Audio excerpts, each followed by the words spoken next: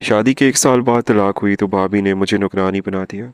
एक दिन भाभी का सूट इस्त्री से जल गया तो भाई ने गुस्से में मुझे बालों से पकड़कर आधी रात को सड़क पर निकाल दिया। मैं रोती हुई नानी के बरसों से बंद कच्चे मकान में पहुंची और छत मिलने पर सजदा शुक्र अदा किया। फिर सफाई करते हुए मेरा हाथ ज़मीन में दबी किसी सख्त चीज़ से टकराया तो जैसे उसमें मिट्टी खोदी तो मेरी आंखें हैरत से फट पड़ी। शादी टूटने का दुख शायद वही समझ सकता है जिसने अपनी आंखों से अपने ख्वाबों को बिखरते देखा हो। मेरी शादी को सिर्फ 1 साल हुआ था जब मेरे शौहर ने मुझे तलाक दे दी। वजह क्या थी ये आज तक मेरी समझ में भी नहीं आया। कभी वो कहते कि तुम हमारे घर वालों को पसंद नहीं हो, कभी कहते तुम्हारा मिजाज हमारे मुताबिक नहीं। मैंने बहुत कोशिश की कि अपना घर बचा सकूं, लेकिन बास रिश्ते सिर्फ एक फरीक की कोशिश से नहीं चलते। एक दिन उन्होंने मुझे तलाक दे दी और मेरे हाथ में मेरा थोड़ा सा सामान थमाकर दरवाज़ा बंद कर दिया। मेरे माँ बाप इस दुनिया में नहीं थे, इसलिए मेरे पास वापस जाने के लिए सिर्फ अपने भाई का घर था।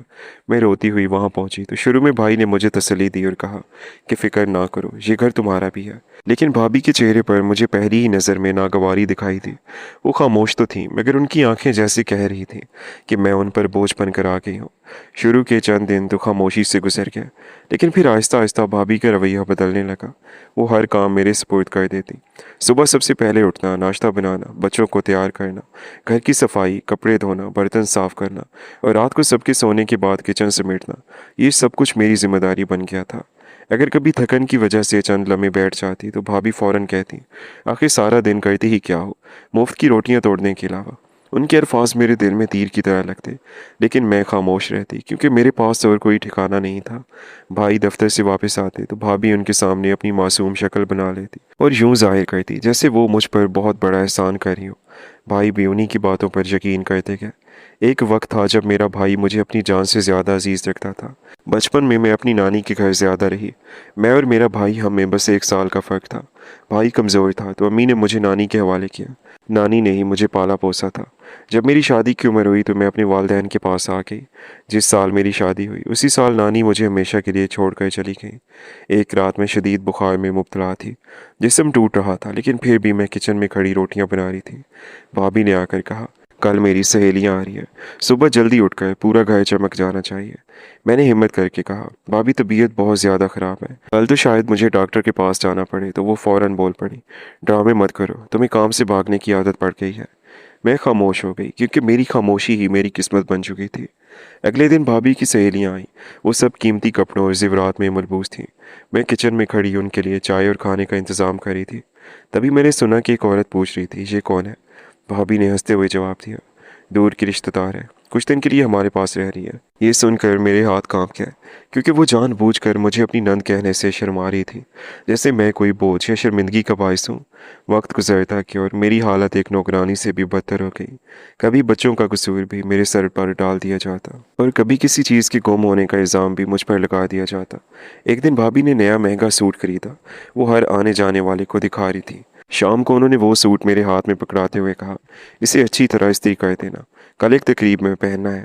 मैं इस्त्री करने लगी लेकिन उसी वक्त भाभी का छोटा बेटा चीखता हुआ आया और मेरे पाँव से लिपट गया। इस्त्री एक लम्हे के लिए कपड़े पर ज़्यादा देर ठहर गई और सूट का एक हिस्सा जल गया। मेरा दिल धक से रह गया। मैंने फ़ौरन इस्त्री हटाई लेकिन नुकसान हो चुका था। भाभी ने जब सूट देखा तो जैसे क़यामत आ गई। उन्होंने पूरा घर सर पर उठा लिया। वो चीख चीख कर कहने लगी, तुमने जानबूझकर किया है, तुम मुझसे जलती हो, तुम्हें मेरी खुशी बर्दाश्त ही नहीं। मैं बार बार माफ़ी मांगती रही लेकिन वो ना मानी। रात को जब भाई घर आए तो भाभी ने रोते हुए उन्हें सारी कहानी सुनाई, लेकिन हकीकत से कहीं ज़्यादा बढ़ा चढ़ा कर। उन्होंने कहा, मैंने तुम्हारी बहन को घर दिया, खाना दिया, इज्जत दी, लेकिन ये बदले में मेरे कपड़े चला रही है। भाई का चेहरा गुस्से से सुर्ख हो गया। मैंने बहुत समझाने की कोशिश की कि गलती से हुआ है, लेकिन उन्होंने एक लफ्ज़ भी ना सुना। अचानक वो मेरी तरफ बढ़े और मेरे बालों से पकड़ लिया। शदीद दर्द से मेरी चीख निकल गई। वो मुझे घसीटते हुए दरवाजे तक ले गया और गुस्से से बोले, तुमने हमारी ज़िंदगी अजाब बना दी है, निकल जाओ यहाँ से।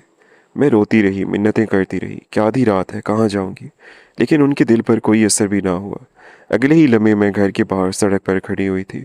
दरवाज़ा मेरे मुंह पर बंद हो चुका था। सर्द रात थी, आसमान पर बादल छाए हुए थे और सड़क तकरीबन सुनसान थी। मैं देर तक दरवाज़ा खटखटाती रही लेकिन किसी ने भी ना खोला। आखिरकार मैं थक हार कर सड़क किनारे बैठ गई। मेरे आंसू रुकने का नाम नहीं ले रहे थे। उस वक्त मुझे अपने माँ बाप बहुत याद आए। अगर वो जिंदा होते तो शायद आज मेरा ये हाल ना होता। काफ़ी देर बाद मैंने खुद को संभाला और सोचने लगी कि अब कहाँ जाऊँ। तब अचानक मुझे अपनी नानी का पुराना कच्चा सा मकान याद आया। वो मकान बरसों से बंद पड़ा हुआ था। नानी के इंतकाल के बाद वहाँ कोई नहीं गया था। गांव के किनारे मौजूद वो मकान तकरीबन सबकी यादों से महव हो चुका था। मैंने फैसला किया कि वहीं चली जाती हूँ। कम से कम सर छुपाने की जगह तो मिल जाएगी। मैं पैदल चलती रही। रास्ता बहुत लंबा था लेकिन मेरे पास और कोई रास्ता भी नहीं था। फजर के करीब मैं गांव पहुंची। नानी का मकान वाकई वीरान पड़ा हुआ था। दीवारों पर मिट्टी जमी हुई थी। दरवाजे पर जंग लगा था और सेन में झाड़ियाँ उगाई थी। कपकपाते हाथों से मैंने दरवाज़ा धकेला। काफ़ी कोशिश करने के बाद वो चिरचिराती आवाज़ के साथ खुल गया। अंदर अंधेरा और गर्द थी लेकिन मेरे लिए वो जगह किसी महल से कम नहीं थी। मैं सहन में खड़ी होकर देर तक इर्द गिर्द देखती रही। फिर बेइख्तियार मेरी आंखों से आंसू बहने लगे। मैं ज़मीन पर सजदे में गिर गई। मैंने अल्लाह ताला का शुक्र अदा किया कि कम से कम मेरे पास एक छत तो है। वो छत चाहे टूटी फूटी थी लेकिन थी तो सही। कुछ देर बाद मैंने मकान साफ करना शुरू किया। झाड़ू ढूंढी और गर्द हटाने लगी। हर चीज़ पर वक्त की मोटी तह जमी हुई थी। मैं एक कमरे से दूसरे कमरे तक जाती रही। दोपहर तक मैं थक चुकी थी लेकिन दिल में अजीब सा सुकून था। ये जगह मेरी अपनी थी। यहाँ कोई मुझे ताने देने वाला नहीं था। मैं सहन के कोने की सफाई करी थी कि अचानक मेरे हाथ में पकड़ी हुई लकड़ी ज़मीन से किसी सख्त चीज़ से टकराई। ठक की आवाज़ सुनकर मैं रुक गई।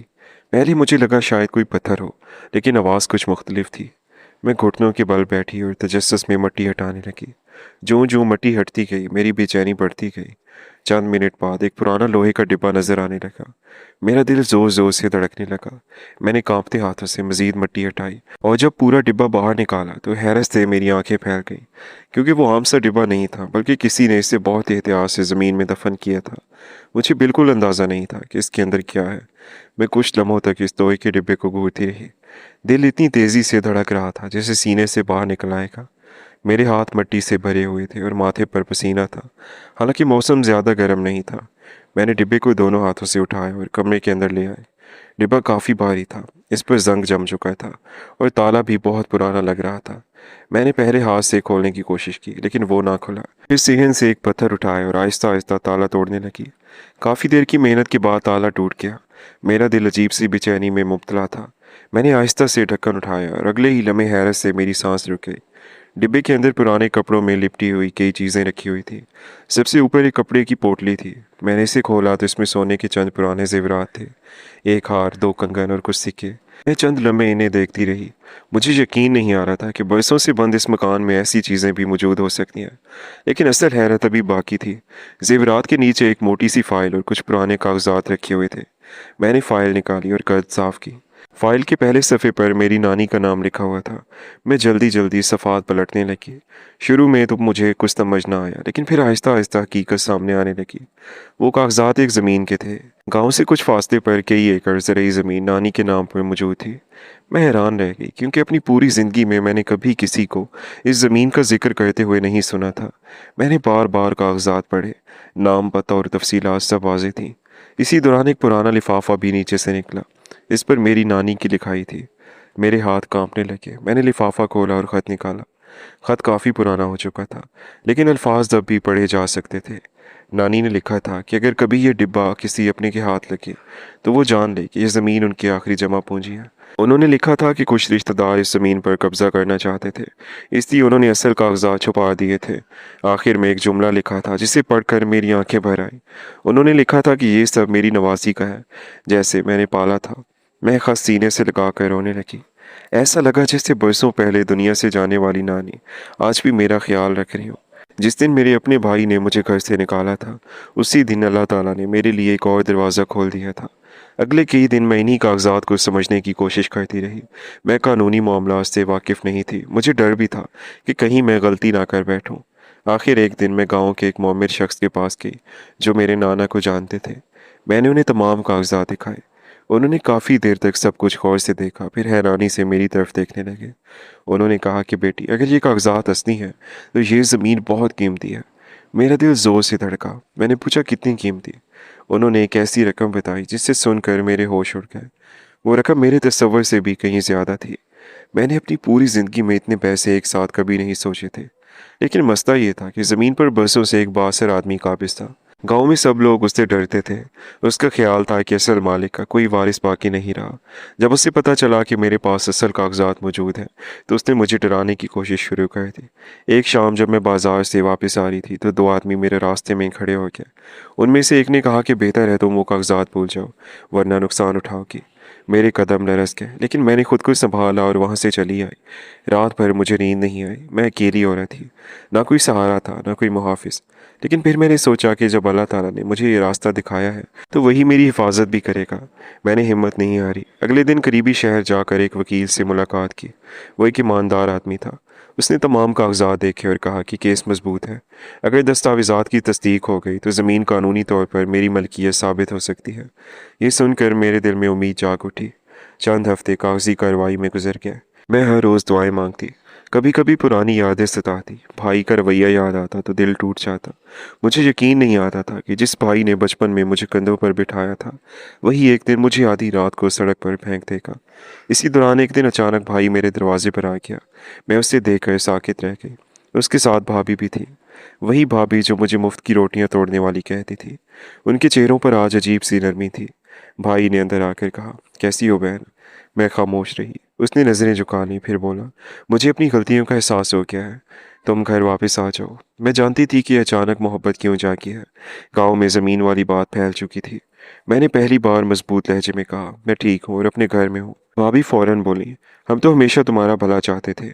मेरे दिल में तलखी उभर आई, लेकिन मैंने कोई बहस नहीं की। कुछ देर बाद वो दोनों वापस चले गए। उनके जाने के बाद मैं देर तक सोचती रही, अगर आज मेरे पास वो कागजात ना होते तो क्या ये लोग मुझे लेने आते? जवाब मुझे मालूम था। चंद दिन बाद सरकारी रिकॉर्ड से तस्दीक आ गई। तमाम कागजात असली थे। ज़मीन वाकई मेरी नानी की मलकियत थी। ये खबर सुनकर मेरी आंखों से आंसू बहने लगे, लेकिन ये आंसू गम के नहीं बल्कि शुक्राने के थे।